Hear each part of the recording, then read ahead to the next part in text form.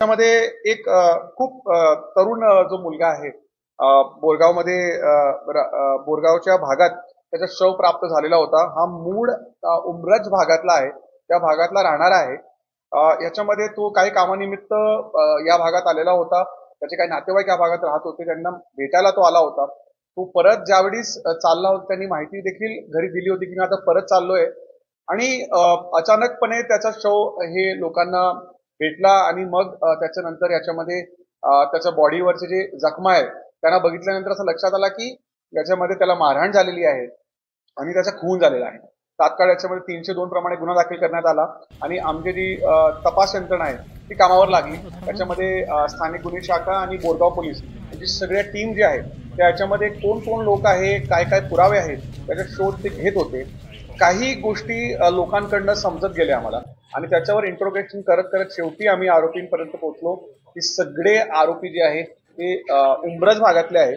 याच्यामध्ये आरोपी जे आहे ओमकार पन्हाळकर, निखिल पन्हाळकर, रोहित पवार, आदित्य पवार, साहिल पिंपडे, तेजस पन्हाळकर, कुमार पन्हाळकर, देवेंद्र घाडगे आणि एक अल्पवयीन विधी संघर्ष याच्यामध्ये बालक आहे.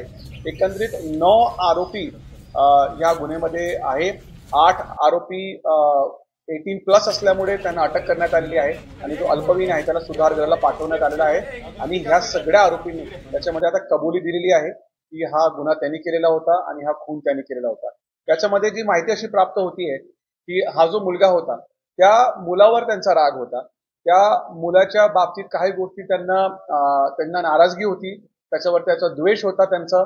आणि हे सगळ्या गोष्टी त्यांनी प्लॅनिंग केला. ज्यावेळेस तो इकडे या भागात आला त्यांना माहिती झाली, त्यांनी सगळ्यांनी गोळा होऊन एकत्रित येऊन ह्या मुलाला मारहाण केली आणि मारहाण करत करत शेवटी त्या मुलाचा याच्यामध्ये मृत्यू झालेला आहे. हे सगळे आरोपी आता अटकेत आहे. आपल्याला याच्यामध्ये आता पोलीस कस्टडीमध्ये आम्ही या गुन्ह्यासाठी वापरलेले जे शस्त्र आहे, याच्यामध्ये जो प्लॅनिंगचा भाग आहे, प्लॅनिंग त्यांनी कशी केली, कुठल्या ठिकाणी केली आणि याच्यामध्ये आणखीन कुणाकुणाला यांनी माहिती दिली होती किंवा कोणाच्या समोर यांनी प्लॅनिंग केलेला होता त्याची माहिती आता आम्ही सध्या काढतोय आणि ते देखील आम्ही या गुन्ह्यामध्ये आता समावेश करणार आहे. परंतु हा गुन्हा जो आहे हा पूर्णपणे आता डिटेक्ट झालेला आहे आणि आरोपी याच्यामध्ये सापडलेले आहे.